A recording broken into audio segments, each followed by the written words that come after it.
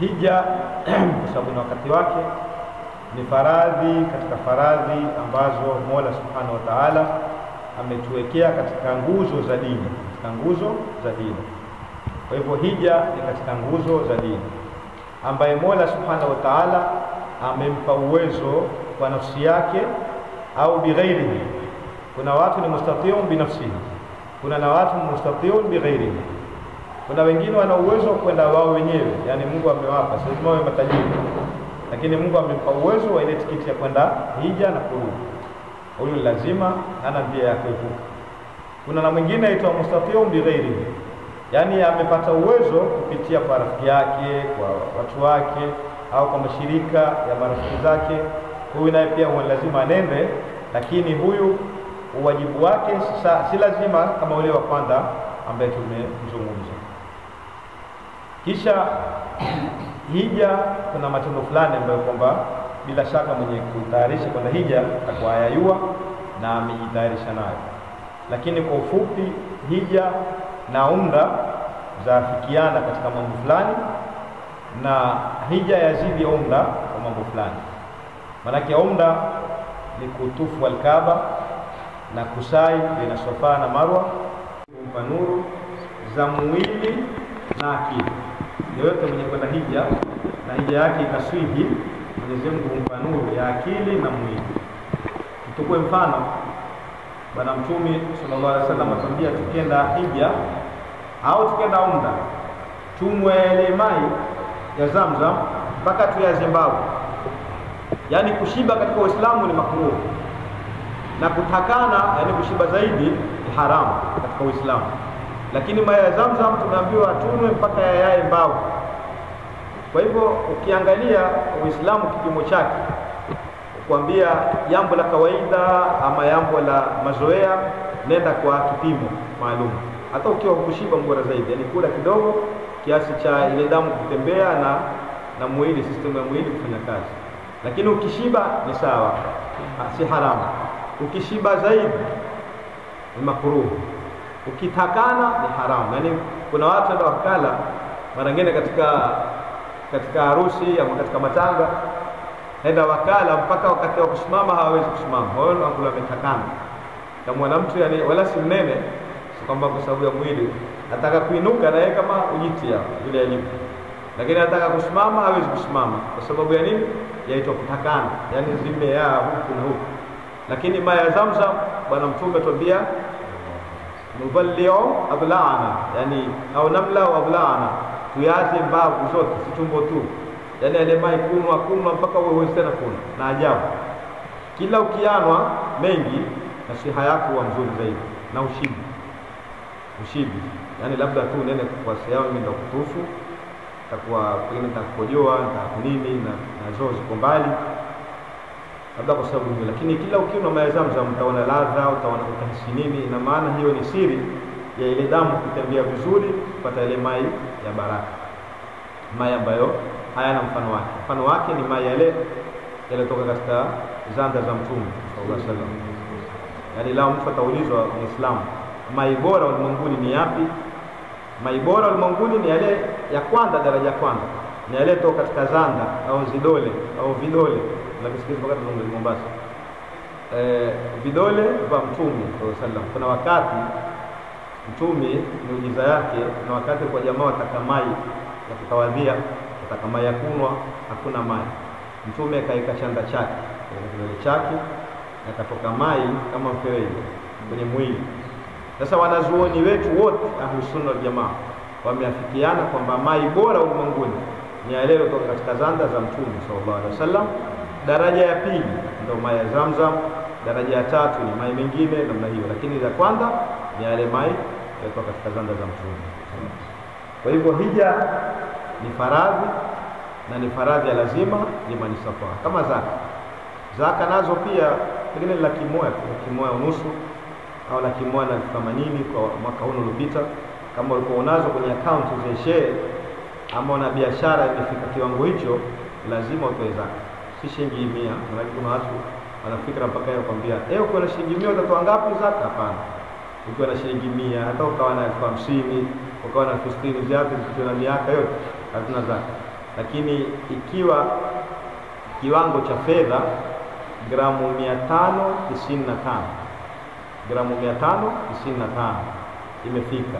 Na mara hii nafikiri mwaka uliopita kwa ni kama hiyo 160,000 ama 50,000 ndio mtu amepata, na kila mwaka ubadilika, maana mtu asiyakashika kipimo akaendelea nacho. Kipimo ni hiyo gramu 595, lakini shilingi laki na hiyo si kipimo. Wewe huwezi kuweka kipimo hicho. Sasa kila mwaka ubadilika, mara nyingine upanda, mara nyingine ushuka, lakini wewe ulizia gramu shilingi ngapi, kisha upige mara 595 kila mwaka. Wewe usisumbuke, kisha muulize kwa sonara, fedha mara hii gramu moja ngapi, utakaposhapata kiwango cha zaka. Kwa hivyo zaka na hija ni wajibu kwa yule ambaye amekamilisha ile jambo la kufanya. Na mwenye kwenda hija na Mwenyezi Mungu akamtakabalia, Bwana Mtume sallallahu alaihi wasallam atuambia, rajaa min dhunubihi ka yaumi waladatu ummu, atarudi hana madhambi kama siku alizaliwa na mamake. Na hilo nafikiri ndio jambo muhimu sana walihitajia. Madhambi ni mingi, kuna watu udharau madhambi, kuna watu wakiinuka asubuhi mandugu singeni, wakiinuka asubuhi kutia fitina, wakiinuka asubuhi chuki na hasad, fulani simsikii sauti yake, simsikii hata kuomba, mimi mpaka nitoke nikafute watu hapa, hasad. Na wengine ni ujubi, madhambi pia, yani mimi ujiona mimi nimekamilika. Manake watu dharau mambo mingi, na mambo haya ndio yametiwa akilini na Imam Ghazali kwenye kitabu hichi Ayyuhal Walad. Kuna siku moja Bwana Mtume sallallahu alaihi wasallam yuko msikitini na maswahaba, jamaa akamsifu mtu, mashallah fulani kwa ibada. Basi Mtume kawahamu yeye kuulizia nani huyo, akafahamishwa Mtume asifahamu. Mwida akaonekana huyao ingia, jamaa akamwambia maswahaba kwamba Mtume ni huyo ndio tukusifu. Mtume akawaambia huyo ni mtu wa motoni. Yani watu wamemsifu, yani tutukueni kipimo hicho, kwamba mtu asijidanganye kwamba watu wanisifu ama mimi huona mimi mswali usiku, mimi mswali ruha, mimi mswali tahajjudi, mimi utoa. Hapana, mwate Mola wako akwambia wewe ni mtu mwema. Lakini ukitaka kuisifu mimi, hayo mambo ya hatari. Sasa maswahaba alikuwa akimsifu kwamba ni mtu wa ibada, ni mtu mzuri, mnyenyekevu, lakini akiingia Mtume akamwambia huwa finnar, huyu mtu wa motoni. Jamaa akashangaa, yani ndio na mshangao. Alipoingia ile bwana Mtume akamwambia, wewe nafsi yako yakwambia kwamba wewe bora kwa watu wote hapa urongo? Ndio, naam. Yaani tumtoe Mtume, lakini pengine na yeye pia kwa binti ya Mtume kwamba huyu nani. Lakini tumtoe Mtume, pengine alikuwa ametakidi tu kwamba yeye bora kuliko wale waliokale, wengine maskini, wengine mafukara, wengine hawana pa kuketi. Sasa yeye akaiona yeye ni mtu bora. Mtume akawaamrisha maswahaba, akauliza nani atakayekwenda kumuua? Madhasha nena huyu ni motoni, ashanena huyu ni motoni. Na yule bwana hakwenda kumsalimia Mtume, akamwambia wa motoni. Sasa kisha baada akaenda kaswali swala zake tena, mashallah, zile za takina Sudesi, kaswali pale. Mtume akawamwangalia, kisha akawaambia maswahaba, akamwambia nani atakayekwenda kumuua yule? Sina Abubakar mwanzo akaipelea na mimi ya Rasulullah, akamwambia nenda kumuua. Akaenda Sina Abubakar akamwona swali, yani Mtume ametukataza kumuua mwenye kuswali. Fikri hiyo pia, Mtume ametukataza kumuua mwenye kuswali, kwa hivyo mimi sitamuua. Akarudi Mtume akamuuliza, mbona umerudi, umemuua? Akamwambia sikumuua. Kwa nini? Ndio swali, na wewe umetukataza kumuua mwenye kuswali. Akauliza nani mwingine atakwenda kumuua? Sina Umar akainua yeye mkono. Mtume akamwambia nini? Akaenda Hamida akarudi na akamwambia, mbona umerudi? Akamwambia mmemwona usujudu katika sijda, na mwenye kusujudu fa innahu yunaji rabbahu, unaongona na Mola wake, mzungumza na Mola wake. Kwa hivyo sikuweza ya Rasulullah. Akarudi akaanena tena Mtume, nani atakayekwenda kumuua? Sayyidina Ali bin Abi Talib akainua mkono yeye, akamwambia nenda, lakini sidhani kama utampata. Mtume mwambia nenda, lakini sidhani kama utampata. Akaenda Sayyidina Ali, ile bwana hapa ameondoka. Mtume akanena ile ujubu.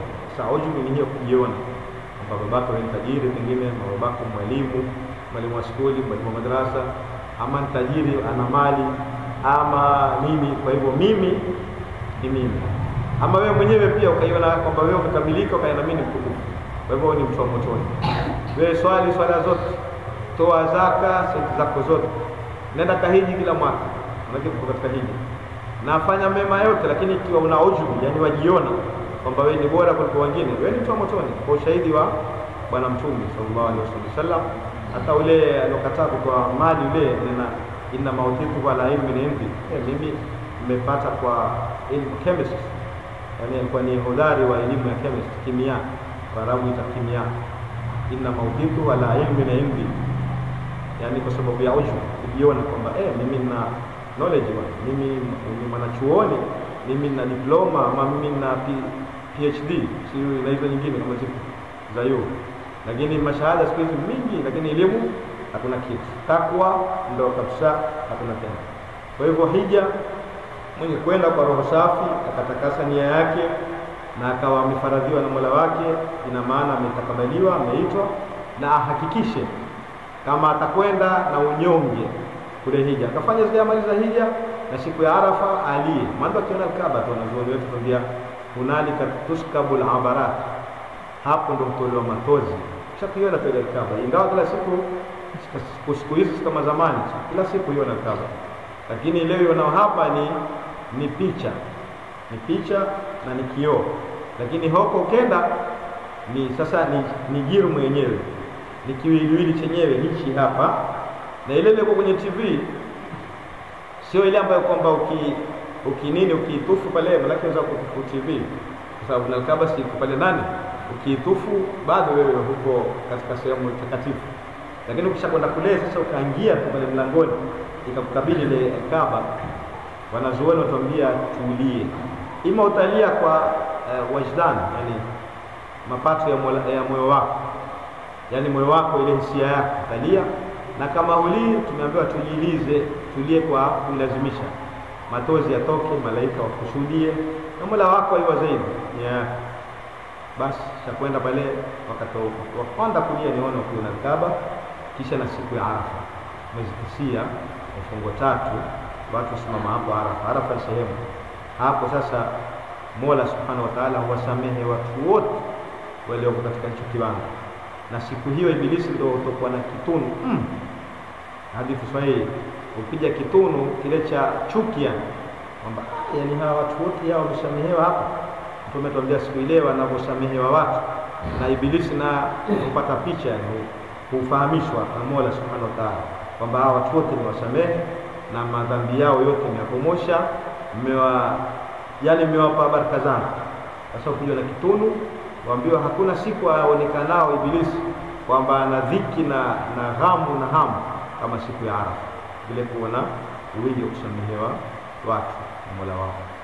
Kwa hivyo hija ni faradhi ya lazima, na ni kwenda kujitumia mwili wako na akili yako na mustakbali wako, future yako. Hiyo ndio kulasa ya hija au mukhtasar.